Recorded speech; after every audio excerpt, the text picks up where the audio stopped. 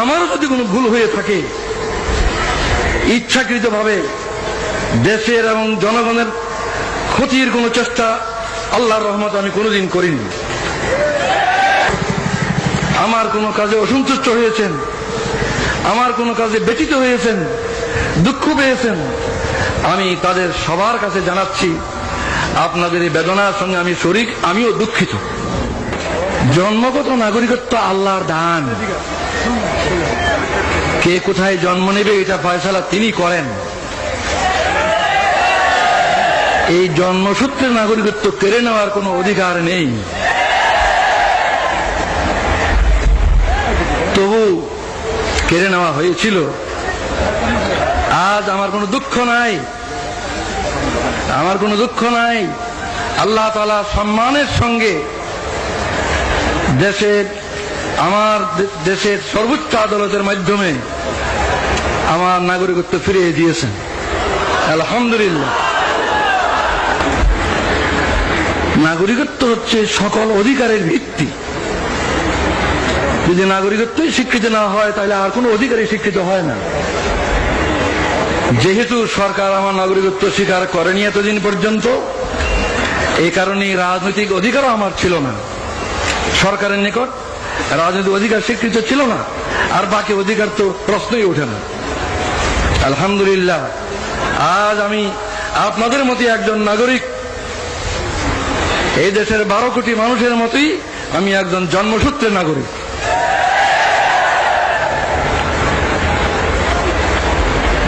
আজ 23 বছর পর আমার প্রিয় দেশবাসীর সামনে হাজির হওয়ার আমার সৌভাগ্য হলো।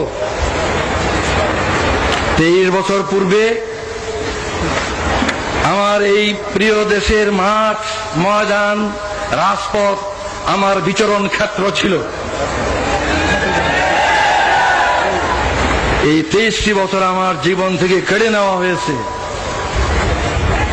দুঃখ নয়, আল্লাহ তাআলা আবার আমাকে সুযোগ করে দিয়েছেন। আপনাদের সাথে সেই শুকরিয়া শরীক হওয়ার জন্য আমি আজকে হাজির হয়েছি। আজকে আমি অনেক বেশি কথা বলতে চাই না, আজ সূচনা মাত্র। ইনশাআল্লাহ কথা বলার আরো সুযোগ আল্লাহ তাআলা দেবেন, আমি আশা করি, যদি বাঁচিয়ে রাখেন আল্লাহ। আজ আমি অল্প কটি কথা বলি, আপনাদের কাছ থেকে বিদায় হতে চাই। আমার প্রথম কথা হলো, 23 বছর পর, বিগত 23 বছরের দিকে আমি দৃষ্টি দিয়ে শ্রদ্ধার সঙ্গে স্মরণ করছি আমার এই দেশের অনেক বড় বড় নেতাকে, যারা দুনিয়া থেকে চলে গিয়েছে। তাদের মধ্যে 2 জন নেতা এমন, আইয়ুব খানের স্বৈর শাসন আমলে যাদের সাথে মিলে আমি গণতান্ত্রিক আন্দোলনে একসাথে কাজ করেছি, সেই 2 জন আজকে নেই দুনিয়ায়। তারা হলেন মৌলানা আব্দুল হামিদ খান ভাসানী এবং শেখ মুজিবুর রহমান।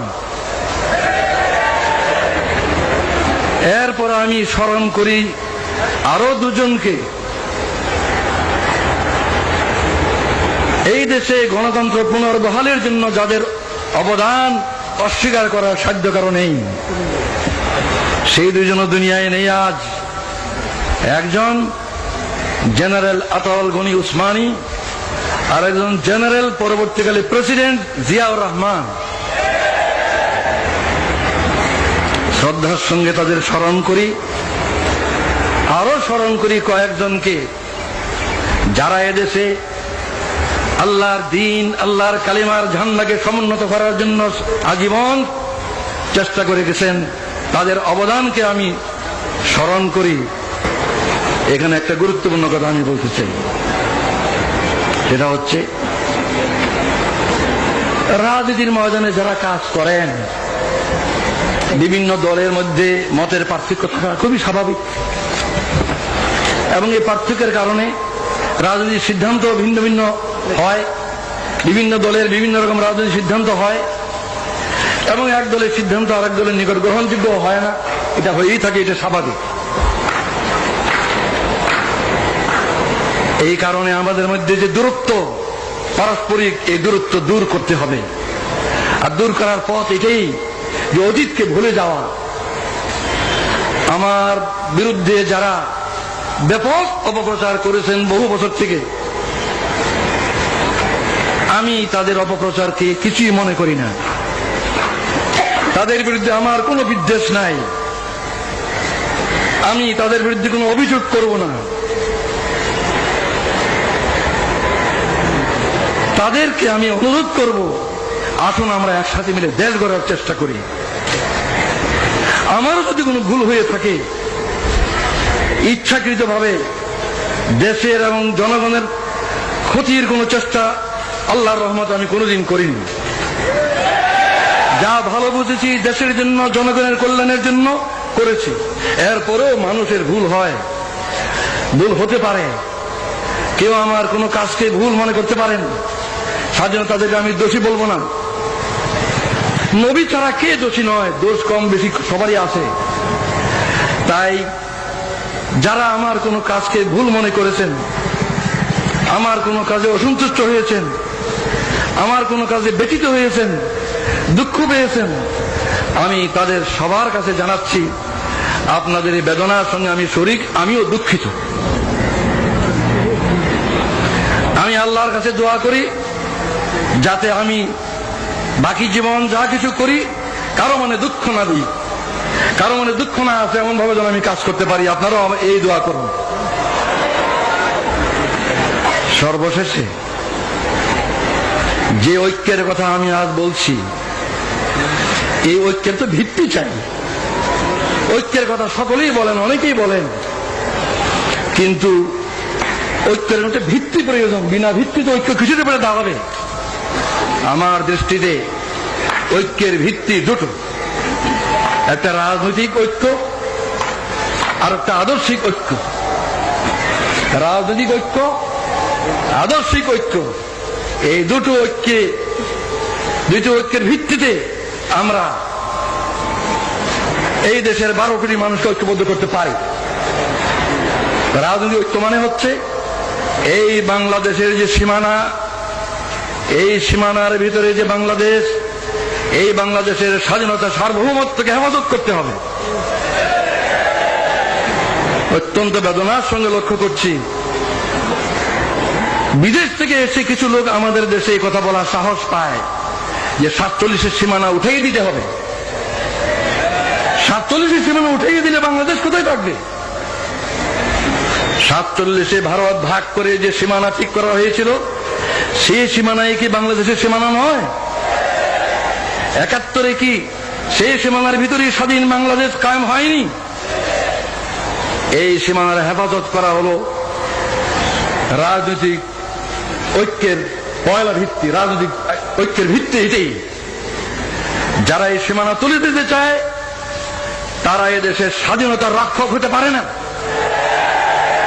যারা এই সীমানা তুলে দিতে চায় তারা এদেশের স্বাধীনতা সার্বভৌমত্বে বিশ্বাস করে না।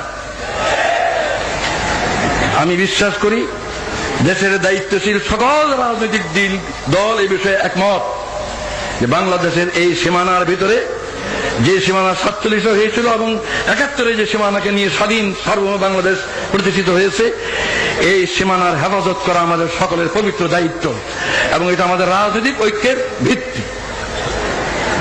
কিন্তু রাজনৈতিক ঐক্য কি যথেষ্ট? রাজনৈতিক ঐক্য কখনো যথেষ্ট নয়। আদর্শিক ঐক্য ব্যতীত রাজনৈতিক ঐক্য ক্রিয়াশীল হয় না। আমি অনেক ভেবে চিন্তে তালাশ করে দেখেছি যে 3টি কথাই হচ্ছে আদর্শিক ভিত্তি। 3টি কথাই হচ্ছে আদর্শিক ভিত্তি।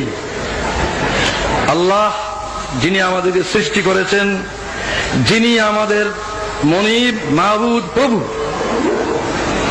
সেই আল্লাহ ঐক্যের, আদর্শিক ঐক্যের পয়লা ভিত্তি। সেই আল্লাহ মানব জাতির দিশারি হিসাবে, পথ প্রদর্শক হিসাবে তার রসুলকে পাঠিয়েছেন, যুগে যুগে রসুলগণকে পাঠিয়েছেন। সর্বশ্রেষ্ঠ রসুল মুহাম্মদ রাসূলুল্লাহ সাল্লাল্লাহু আলাইহি ওয়াসাল্লাম হচ্ছে দ্বিতীয় আদর্শিক ভিত্তি। তৃতীয় আদর্শিক ভিত্তি হচ্ছে আল কোরআন, যা মানব জাতির জীবন বিধান আল্লাহর পক্ষ থেকে রসুলের মাধ্যমে এসেছে। এই আল্লাহ আল্লাহর রসুল এবং আল্লাহর কোরআন এর কোনোটাই জামাত ইসলামীর দলীয় সম্পদ নয়। এই তিনটার কোনোটাই কোন দেশের কোন দলের তাদের নিজস্ব সম্পদ নয়। এই সম্পদের ভিত্তিতে আমাদের মধ্যে ঐক্য না হওয়ার আমি কোনো কারণ দেখি না। আমি অত্যন্ত আনন্দ বোধ করি যে আমাদের দেশে প্রধান প্রধান দলগুলির নেতৃবৃন্দ তারা মুসলিম। আমাদের দেশের প্রধান প্রধান দলগুলির নেতৃবৃন্দ মুসলিম। তারা নামাজ পড়েন, হজ করেন, কোরআনকে তারা অস্বীকার করতে পারেন না। নামাজ, রোজা, হজ এগুলি কোরআনই আছে, তারা এগুলি করেন। সুতরাং আমি কি করে মনে করবো তারা কোরআনকে পছন্দ করেন না? নিশ্চয়ই তারা কোরআনকে বিশ্বাস করেন। তাই আমি এই আকুল আবেদন জানাই, রাজনৈতিক ঐক্যের ভিত্তি বাংলাদেশের সার্বভৌমত্ব এবং স্বাধীনতাকে রক্ষা, আর আদর্শিক ভিত্তি হচ্ছে আল্লাহর প্রতি দৃঢ় বিশ্বাস এবং আস্থা, যেটা আমাদের বাংলাদেশের শাসনতন্ত্রে আছে। দ্বিতীয় মুহাম্মদুর রাসূলুল্লাহ সাল্লাল্লাহু আলাইহি ওয়াসাল্লামের নেতৃত্ব, তৃতীয় কোরআনের বিধান। এই ঐক্যের ভিত্তিকে যদি আমরা গ্রহণ করি, কাল থেকে আমরা দেশ গড়ার কাজ শুরু করতে পারি। আমি বিদায়ের আগে জনাব আব্বাস আলী খান সাহেব, যিনি এতদিন ভারপ্রাপ্ত আমির হিসাবে এই ভার বহন করেছেন, তিনি আমার চেয়ে 7 বছরেরও বয়সে বেশি। আমি 72 আর উনি 79। এই বয়সে উনি যে বিরাট দায়িত্ব পালন করেছেন, আমার কাঁধের বোঝা তার কাঁধে নিয়ে যে দায়িত্ব পালন করেছেন, সেজন্য এই সক্ষমতার জন্য আমি আল্লাহ শুকরিয়া জানাই। আমি তাকে মুরব্বী মনে করি বয়সের দিক দিয়ে। আমি তাকে অনুরোধ জানাই যে তিনি আমার জন্য দোয়া করবেন, যেন আমার বাকি জীবন এই দেশের কল্যাণের জন্য, এই দেশের জনগণের সমৃদ্ধি উন্নতির জন্য, সুখ শান্তির জন্য ঠিক মতো কাজ করতে পারি। আর জাতীয় ঐক্য সৃষ্টির জন্য যে আমি নিয়ত করেছি, সেই নিয়ত যেন আল্লাহ তাআলা আমার পুরা করেন, এই দোয়া করার আবেদন জানাই আমি বিদায় নিচ্ছি। এই বলে আল্লাহু আকবার, বাংলাদেশ জিন্দাবাদ,